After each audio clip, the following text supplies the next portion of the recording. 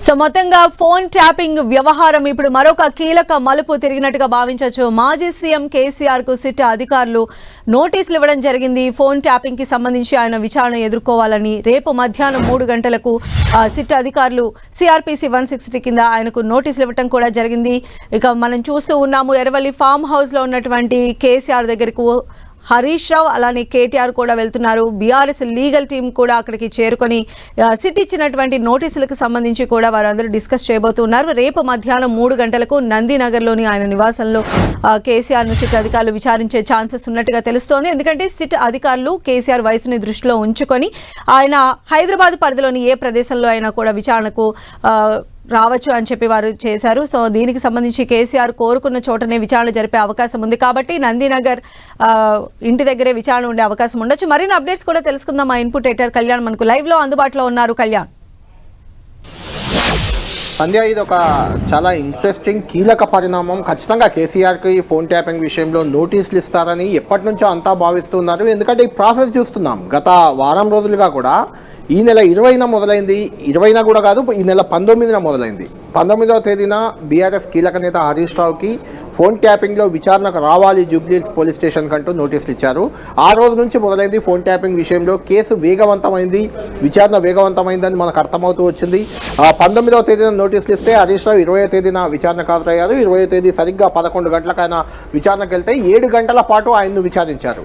ఆ తర్వాత మరొక 3 రోజులకు సరిగ్గా 19వ తేదీ హరీష్ రావుకి ఇస్తే 20వ తేదీ కేటీఆర్కు నోటీసులు ఇచ్చారు. బీఆర్ఎస్ వర్కింగ్ ప్రెసిడెంట్ కేటీఆర్కి 22వ తేదీ నోటీసులు ఇస్తే ఆయన 23వ తేదీ ఉదయం 11 గంటలకి జూబ్లీహిల్స్లో పోలీస్ స్టేషన్లో విచారణకు హాజరయ్యారు. ఆయన్ను కూడా మళ్ళీ 7 గంటల పాటు విచారించారు. ఆ తర్వాత 4 రోజుల గ్యాప్తో ఈ నెల 26వ తేదీన బీఆర్ఎస్ కేసీఆర్కి అత్యంత సన్నిహితుడు, కేసీఆర్ బంధువు కూడా ఆయన, రాజ్యసభ మాజీ సభ్యుడు, ఆయనకు నోటీసులు ఇచ్చారు. ఆయన 27వ తేదీ 3 గంటలకు విచారణకు హాజరయ్యారు. ఆయన కూడా దాదాపు 7 గంటల పాటు విచారించారు. రాత్రి 10 గంటలు 10:30 గంటల వరకు కూడా ఆయన విచారించారు. ఇప్పుడు కేసీఆర్కు ఈరోజు నోటీసులు ఇచ్చారు. రేపు మధ్యాహ్నం 3 గంటలకి కేసీఆర్ను విచారణకు రమ్మని ఈ నోటీసులో క్లియర్గా పేర్కొన్నారు. అంటే గతంలో దీనికి ఒక చిన్న తేడా ఏంటంటే, గతంలో వాళ్ళని జూబ్లీహిల్స్ పోలీస్ స్టేషన్లో విచారణకు రావాలి ఫోన్ ట్యాపింగ్ వ్యవహారంలో అని నోటీసుల్లో క్లియర్గా మెన్షన్ చేస్తే కేసీఆర్కి మాత్రం కొంత వెసులుబాటు ఇచ్చారు. ఆయన 65 ఏళ్ల వయసు పైబడ్డ వ్యక్తి కాబట్టి వయసు రీత్యా అంటే సీనియర్ సిటిజన్ కింద కొంత వెసులుబాటు ఎవరికైనా ఉంటుంది. అదే వెసులుబాటు కేసీఆర్కి ఇచ్చారు. ఈయనకు మాజీ ముఖ్యమంత్రి అనో ఇంకేదో ఆ హోదాల్లో కాకుండా కేవలం వయసు రీత్యా మాత్రమే ఎగ్జామ్షన్ ఇచ్చారు.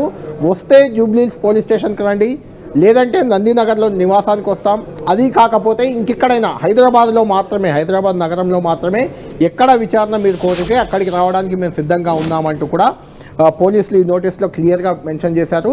దాంతో గత 10 రోజులుగా కూడా, అంటే ఈ నెల 20వ తేదీన 19 నుంచి మొదలైంది నోటీసుల పరంపర. 20వ తేదీన విచారణ, ఆ తర్వాత రేపు 30వ తేదీ దాదాపు 10 రోజులుగా కూడా మొత్తం తెలంగాణ రాజకీయం అంతా, తెలంగాణ విచారణ అంతా, పోలీస్ విచారణ అంతా కూడా ఫోన్ ట్యాపింగ్ పైనే జరుగుతూ వచ్చింది. అది కీలక దశకు చేరుకుంది. ఈరోజు కేసీఆర్కి ఇచ్చిన నోటీస్తో అది తుది అంకానికి చేరుకున్నట్లు మనకు అర్థమవుతుంది. రేపు కేసీఆర్ మధ్యాహ్నం 3 గంటలకి నందినగర్ నివాసంలోనే ఆయన విచారణకు హాజరవుతారా, లేదంటే ఇంకేదైనా ప్రదేశం సూచిస్తారా అనేది మనం చూడాలి. ఎందుకంటే ఖచ్చితంగా కేసీఆర్ విచారణ అంటే బీఆర్ఎస్ నాయకులు, కార్యకర్తలు చాలా పెద్ద ఎత్తున తరలి వచ్చే అవకాశం ఉంది. అది నందినగర్ నివాసం అయితే కొంత ఇబ్బందికరంగానే ఉంటుంది. ఎందుకంటే అది ఆ ఇల్లు కూడా చాలా చిన్నగా ఉంటుంది. ఆ లేన్స్ అన్నీ కూడా చాలా చిన్నగా ఉంటాయి. అక్కడ ట్రాఫిక్ జామ్ అయ్యే అవకాశం ఉంటుంది. అలాంటి ఇబ్బందులు ఉంటాయి కాబట్టి మరి కేసీఆర్ ఏ నిర్ణయం తీసుకుంటారో అనేది మనం వేచి చూడాలి. నందినగర్ నివాసంలోనే విచారణకు రమ్మని కోరతారా, నాయకులు కార్యకర్తలు వస్తే తెలంగాణ భవన్ పక్కనే ఉంటుంది కాబట్టి భవన్లో ఉండాలని సూచిస్తారా, లేదంటే తెలంగాణ భవన్కే విచారణకు రండి అని ఏమైనా కోరతారా అనేది కూడా మనం చెప్పలేము. అది చూడాల్సిన అవసరం ఉంది. ఎందుకంటే వాస్తవానికి ఫామ్ హౌస్లో అయితే విచారణకి చాలా కన్వీనియంట్గా, కంఫర్ట్గా ఉండేది. కేసీఆర్ కూడా ఫామ్ హౌస్కి విచారణకు రమ్మని చెప్పేవాళ్ళు.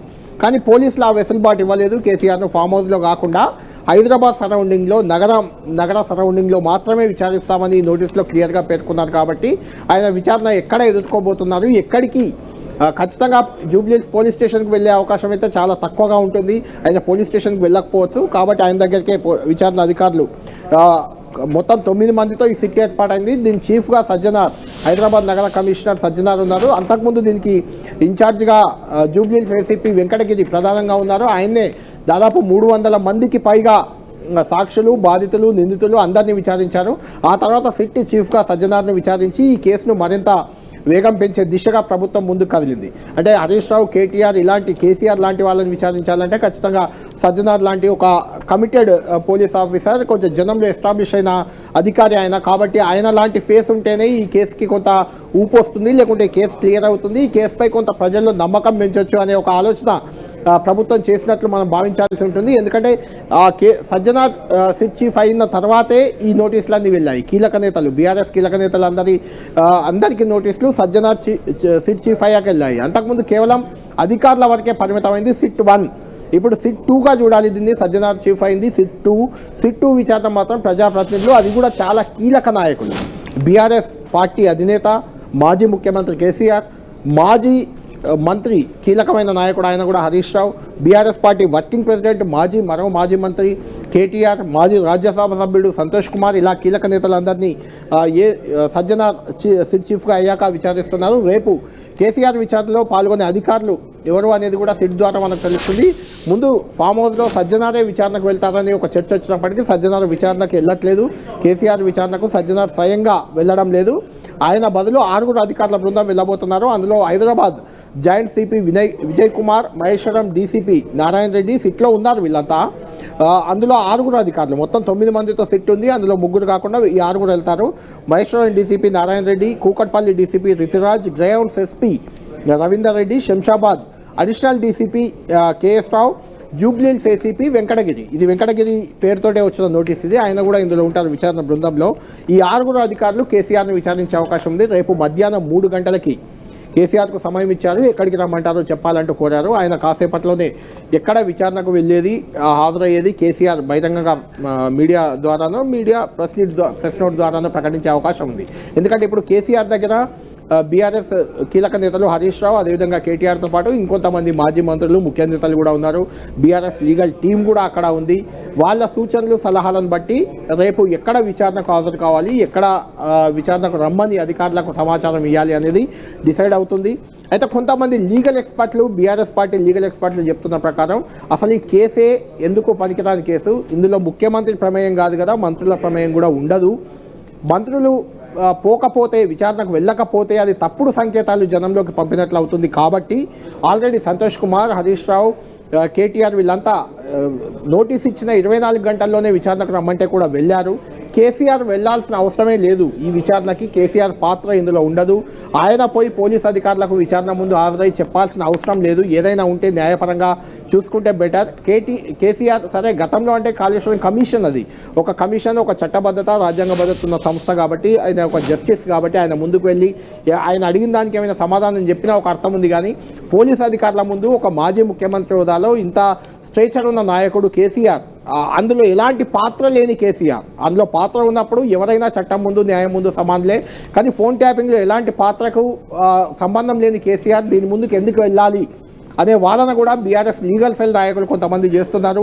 ఇదే అభిప్రాయాన్ని కేసీఆర్తో కూడా ఇప్పుడు ఫామ్ హౌస్లో ఉన్న లీగల్ సెల్ కొంతమంది అడ్వకేట్లు చెప్తున్నట్లు మనకు సమాచారం అందుతుంది. మీరు ఈ విచారణకు వెళ్లాల్సిన అవసరం లేదు, దీన్ని ఏమన్నా ఉంటే న్యాయపరంగా చూసుకుందాం, కావాలని ఇది రాజకీయ కక్ష సాధింపుతో పెట్టిన కేసు, అందులో భాగంగానే కేసీఆర్ ఇమేజ్ను డ్యామేజ్ చేయడానికి ఆయనను విచారణ పేరుతో పిలుస్తున్నారు. ఇవన్నీ గుర్తుంచుకొని అసలు విచారణకు వెళ్లకుండా రివర్స్గా ఈ సిట్టుపై, అదేవిధంగా రాష్ట్ర ప్రభుత్వంపై, కక్షపూరిత రాజకీయాలపై సుప్రీంకోర్టులోనే తేల్చుకుంటే బెటర్. గతంలో కూడా హరీష్ రావు విషయంలో కూడా ప్రభుత్వం అంటే చక్రధర్ గౌడ్ అని సిద్దిపేటకు చెందిన ఒక వ్యక్తి తన ఫోన్ ట్యాపింగ్ చేశారు, దాని ద్వారా తనను వేధించారంటూ పోలీస్ స్టేషన్లో కేసు పెడితే అది హైకోర్టుకు హరీష్ రావు వెళ్ళారు. ఈ విషయంలో తనకు సంబంధం లేదు ఫోన్ ట్యాపింగ్లో అంటూ వెళ్తే హైకోర్టులో హరీష్ రావుకి అనుకూలంగా తీర్పు వచ్చింది, ఆ కేసును కొట్టేశారు. ఆ తర్వాత అదే అంశంపై మళ్ళీ సుప్రీంకోర్టుకి ప్రభుత్వం వెళ్ళింది. ఈ కేసు విచారణలో హరీష్ రావుని విచారించేందుకు అనుమతి ఇవ్వాలని, అక్కడ కూడా సుప్రీంకోర్టు ఈవెన్ దాన్ని టేకప్ కూడా చేయలేదు. ఇలాంటి ఉదాహరణలు ఉన్నాయి. కాబట్టి ఫోన్ ట్యాపింగ్ విషయంలో కేసీఆర్ అసలు విచారణకే వెళ్లాల్సిన అవసరం లేదు అనేది legal experts, BRS party legal experts వాదనగా కనిపిస్తుంది. అయితే కేసీఆర్ కానీ రాజకీయంగా కానీ విచారణకు వెళ్ళి తమ ఏందో చెప్పి వస్తేనే మంచిది అనే అభిప్రాయంతో మిగిలిన నాయకులు ఉన్నట్లు తెలుస్తుంది. ఓవరాల్గా దీనికి సంబంధించే క్లారిటీ అంటే విచారణకు వెళ్తారా, వెళ్తే ఎక్కడికి వెళ్తారు, కేటీఆర్ కానీ హరీష్ కానీ దీనిపైన రియాక్ట్ అయ్యే ఛాన్సెస్ ఉండొచ్చు, ఒక క్లారిటీ బై ద ఈవినింగ్ వచ్చే ఛాన్సెస్ ఎంతవరకు ఉండొచ్చు కళ్యాణ్? ఖచ్చితంగా సంధ్య, ఇప్పుడు ప్రస్తుతం అయితే అసలు విచారణకు వెళ్ళాలా వద్దా అనే దానిపైన చర్చ జరుగుతుంది. ఒకవేళ వెళ్తే ఎక్కడికి వెళ్ళాలి, నందినగర్ నివాసంలో విచారణకు పోలీసులను పిలవాలా, లేదంటే జూబ్లీహిల్స్ పోలీస్ స్టేషన్కి వెళ్ళాలా, లేదంటే ఇంకా మరేదైనా ప్లేస్ చూపించాలా అనే దానిపై కూడా చర్చలు జరుగుతున్నాయి. ఓవరాల్గా దీనికి సంబంధించిన క్లారిటీ మరో గంట సేపట్లో మనకు క్లారిటీ వచ్చే అవకాశం ఉంది. ఆ నాయకులు, లీగల్ ఎక్స్పర్ట్స్ అందరి అభిప్రాయాలు విన్న తర్వాత కేసీఆర్ ఫైనల్ డెసిషన్ తీసుకునే అవకాశం ఉంది. దాని ప్రకారం ముందుకు వెళ్ళే ఛాన్స్ అయితే మనకు కనిపిస్తుంది సంధ్య. అయితే ఇప్పుడే మనం చూస్తూ ఉన్నాము, అంటే ఇది ఈ కేసుకి సంబంధించి ఇప్పటికే సుప్రీంకోర్టు నుంచి వస్తున్నటువంటి వాళ్ళన్నింటిలో ఈ కేసుని ఒక కొలికి తీసుకొచ్చే ప్రయత్నం అయితే సిట్ అధికారుల వైపు నుంచి జరుగుతుంది. అయితే ఇప్పటి వరకు అంటే లీగల్గా చెప్తున్నటువంటి దాని ప్రకారం అసలు ఒక ఛార్జ్ షీట్ కానీ ఏమీ ఫైల్ చేయలేదు. సో ఒకవేళ అంటే ఇప్పుడు జరిగే కేసీఆర్ని ఎంక్వైరీ చేసిన తర్వాత అలాంటి పరిణామాలు ఏమన్నా చోటు చేసుకునే ఆస్కారం ఎంతవరకు ఉండొచ్చు? ఖచ్చితంగా సంధ్య, అసలు ఈ ఎంక్వైరీ అంతా ఇంత వేగవంతం చేయడం దీనికి కారణమే ఛార్జ్ షీట్. సుప్రీంకోర్టు ఆల్రెడీ గతంలో హరీష్ రావు విచారణ సందర్భంగా కామెంట్ చేసింది, ఇంకా ఎన్ని రోజులు ఈ ఫోన్ ట్యాపింగ్ కేసును విచారిస్తూ ఉంటారు, దీనిపై క్లారిటీ రాదా, తేల్చరా దీన్ని అంటూ కొంచెం ఘాటుగానే కామెంట్ చేసిన నేపథ్యంలోనే ఈ ఫోన్ ట్యాపింగ్ కేసును తేల్చే దిశగా ఛార్జ్ షీట్ దాఖలు చేయాలి. ముందు ఛార్జ్ షీట్లో ఫోన్ ట్యాపింగ్ చేసిన అన్ని అంశాలు పొందుపరచాలి. ఎఫ్ఐఆర్లో అంటే ఫస్ట్ ఏ ఇన్ఫర్మేషన్ వస్తే ఆ ఇన్ఫర్మేషన్తో ఎఫ్ఐఆర్ పెట్టేయచ్చు. ఎఫ్ఐఆర్లో తప్పులున్నా ఒప్పులున్నా అది పెద్ద ఇష్యూ కాదు. కానీ ఛార్జ్ షీట్ అనేది పూర్తి విచారణ జరిగిన తర్వాత, ఎఫ్ఐఆర్ అనేది ఫస్ట్ ఇన్ఫర్మేషన్ రిపోర్ట్, అది ఏమైనా రావచ్చు, అట్లా నిందితులు దోషులుగా ఉండొచ్చు, దోషులు సాక్షులుగా ఉండొచ్చు, వాటెవర్ ఏ రకంగా అయినా ఎఫ్ఐఆర్లో ఉండొచ్చు. కానీ ఆ ఎఫ్ఐఆర్ ఆధారంగా పోలీసులు పూర్తి విచారణ జరిపి అందులో ఏది నిజం, ఏది అబద్ధం, సాక్ష్యాలు ఏమున్నాయి, నిందితులు ఎవరు, దోషులు ఎవరు, లేదంటే సాక్షులు ఎవరు, బాధితులు ఎవరు, ఇలాంటి అన్ని అంశాలను కూడా ఛార్జ్ షీట్లో పొందుపరచాలి. కాబట్టి ఆ ఛార్జ్ షీట్ దాఖలు చేయడానికే సిట్ ఇదంతా విచారణ అనేది వేగవంతం చేసింది. రేపెల్లుండి ఖచ్చితంగా నెక్స్ట్ వీక్లో ఫిబ్రవరి మొదటి వారంలోనే ఛార్జ్ షీట్ దాఖలు చేయాల్సిన అవసరం ఉంది, సుప్రీంకోర్టుకి చెప్పాల్సిన అవసరం ఉంది. కాబట్టి ఖచ్చితంగా ఛార్జ్ షీట్ దాఖలు చేసే దిశగానే ఈ సిట్ వేగవంతం చేసింది విచారణ. కేసీఆర్ విచారణ తర్వాత ఖచ్చితంగా ఛార్జ్ షీట్ దాఖలు చేయబోతున్నారు. అందులో ఎవరి పాత్ర ఎంత, ఎక్కడెక్కడ ఏం జరిగింది, అధికారుల పాత్ర ఎంత, రాజకీయ నాయకుల పాత్ర ఎంత, గత ప్రభుత్వంలో ఉన్న పెద్దలు కేసీఆర్ కానీ, హరీష్ కానీ, కేటీఆర్, సంతోష్, వాటెవర్ వీళ్ళ పాత్ర ఎంత అనేది ఆ ఛార్జ్ షీట్లో ఉంటుంది. ఆ ఉన్న దాని ఆధారంగానే ఎవరికైనా నిందితులు కానీ ఇందులో ఎవరు బాధ్యులైతే వాళ్లకు శిక్ష పడాలా, లేకుంటే నిర్దోషులుగా విడుదల కావాలనే తేలబోతుంది. దానిపైనే బీఆర్ఎస్ కూడా ఛాలెంజ్ చేసే అవకాశం ఉంటుంది సుప్రీంకోర్టులో మళ్ళీ. కాబట్టి ఇదంతా జరగడానికి ముందు బేస్ ఛార్జ్ షీట్ కావాలి. ఆ ఛార్జ్ షీట్ని దాఖలు చేయడం కోసమే ఈ విచారణను వేగవంతం చేశారు. దీనికి సంబంధించిన ఛార్జ్ షీట్ దాఖలు చేసే ముందు ఇప్పుడు కేసీఆర్ విచారణ ఉంటుంది, ఆ తర్వాత కవితను కూడా పిలవచ్చు అనే ఒక చర్చ జరుగుతుంది. ఎందుకంటే కవిత వాలంటరీగా చాలా ప్రెస్ మీట్లలో చెప్తూ వచ్చారు, ఇంటి అల్లుడు ఫోన్ని కూడా ట్యాప్ చేశారు అంటూ మాట్లాడారు ఆమె. కాబట్టి ఆమె దగ్గర ఉన్న ఆధారాలు ఏంటి, ఆమెను కూడా సాక్షిగానే, ఇప్పుడు కేసీఆర్ను కూడా సాక్షిగానే పిలుస్తున్నారు, కవితను కూడా సాక్షిగానే, ఏముంది మీ దగ్గర ఆధారం ఏంటి అని చెప్పే అవకాశం ఉంది. వాళ్ళ దగ్గర అంటే సిట్ అధికారుల దగ్గర ఏదైనా ఆధారాలు, వీళ్ళ ఫోన్ ట్యాప్ అయినట్లు ఆధారాలు ఉంటే దానికి సంబంధించిన సమాచారం కూడా గతంలో కూడా ఈటెల రాజేందర్, రఘునందన్ రావు, బండి సంజయ్ ఇలాంటి వాళ్ళని పిలిచినప్పుడు కొన్ని ఈ నెంబర్ల నుంచి మీరు మాట్లాడారా, ఈ నెంబర్కి మాట్లాడారా, ఇవి ట్యాప్ అయ్యాయంటే కొంత సమాచారం సిట్ అధికారులే వాళ్ళకి ఇచ్చారు. ఆ సమాచారం ఆధారంగానే బయట రకరకాల స్పెక్యులేషన్స్ వచ్చాయి. అలా కూడా జరిగే అవకాశం ఉంటుంది. విచారణ సందర్భంగా కవితను కూడా విచారించే ఛాన్స్ అయితే లేకపోలేదు. అయితే కేసీఆర్ కంటే ముందే కవితను విచారిస్తారని చర్చ జరిగినప్పటికీ ఆమెను పిలవలేదు. మరి నేరుగా కేసీఆర్ను పిలిచారు కాబట్టి సిట్ ఏ రకంగా ముందుకు పోతుంది అనేది మనం వేచి చూడాల్సిన అవసరం ఉంది. ఛార్జ్ షీట్ దాఖలు చేయడం మాత్రం ఖచ్చితంగా ఫిబ్రవరి మొదటి వారంలో ఛార్జ్ షీట్ దాఖలు చేయబోతున్నారు. ఆ తర్వాత ఏం జరగబోతుందని మనం చూడాలి. కేసీఆర్ విచారణకు హాజరవుతారా, అయితే ఎక్కడ అవుతారు అనేది మరి కాసేపట్లో తేలే అవకాశం ఉంది సంధ్య. అంటే ఒకవేళ కవితకు కూడా నోటీసులు ఇచ్చి స్టేట్మెంట్స్ కనుక రికార్డ్ చేసినట్లయితే అది కొంచెం ఏమన్నా వీళ్ళకి ఇబ్బందికరమైనటువంటి పరిస్థితుల్ని తీసుకొచ్చే ఛాన్సెస్ ఉంటాయా కళ్యాణ్? ఖచ్చితంగా కవిత బయట ప్రెస్ మీట్లలోనే చెప్తున్నారు కదా, ఇంటర్వ్యూడి ఫోన్ ట్యాప్ అయింది, నా ఫోన్ ట్యాప్ అయింది అని మాట్లాడుతున్నారు. అక్కడికి వెళ్ళి కూడా అదే చెప్పొచ్చు. దాంతో వచ్చే అడ్వాంటేజ్ కానీ డిసడ్వాంటేజ్ కానీ బీఆర్ఎస్ పార్టీకి ఏమి ఉండకపోవచ్చు. వాళ్ళు లీగల్గా ఏ రకంగా ముందుకెళ్లాలో ఆ రకంగా ముందుకు వెళ్ళే అవకాశం ఉంటుంది. అయితే పర్సెప్షన్, జనంలో పర్సెప్షన్ బిల్డ్ చేయడానికి మాత్రం అది కొంత ఇబ్బందికరంగా, పార్టీ పరంగా కొంత ఫేస్ చేయొచ్చు. కానీ లీగల్గా అటు న్యాయపరంగా మాత్రం ఎలాంటి ఇబ్బందులు, ఎవరిని విచారించినా, ఎలాంటి అంశాలు ఛార్జ్షీట్లో పెట్టినా దాన్ని లీగల్గా ఫైట్ చేయడానికే బీఆర్ఎస్ రెడీ అవుతుంది. కాబట్టి దానివల్ల పెద్దగా వచ్చే ఇబ్బంది ఏం లేదు. అయితే ఫోన్ ట్యాపింగ్లో ప్రధానంగా ఎవరిని దోషులుగా తేల్చబోతున్నారు అనేది మాత్రం చాలా ఇంట్రెస్టింగ్ ఫ్యాక్టర్. అంటే సిట్ ఎవరిని దోషులుగా చేర్చబోతుంది, ఆ సిట్ వద్ద ఎలాంటి సాక్ష్యాలు ఇప్పటివరకు వాళ్ళ చేతికి చిక్కాయి, ఇంతమందిని విచారించిన తర్వాత సిట్కి ఏమైనా క్లారిటీ వచ్చిందా, ఫోన్ ట్యాపింగ్ ఎలా జరిగింది, ఎందుకోసం జరిగింది, ఎవరిపై జరిగింది, ఆ ఫోన్ ట్యాపింగ్ చేసిన పరికరాలను ధ్వంసం చేశారనేది కూడా ప్రధాన కేసు. ఎందుకు ధ్వంసం చేశారు అంటే ధ్వంసం చేయడానికి కూడా 2 ఆప్షన్లు ఉన్నాయి. ఒకటి 3 నెలలు 6 నెలల తర్వాత ఆ రికార్డ్ చేసిన ఎవిడెన్స్ అంతా అఫీషియల్గా ధ్వంసం చేయడానికి కూడా ధ్వంసం చేయడానికి అవకాశం కాదు, ఖచ్చితంగా చేయాల్సిందే.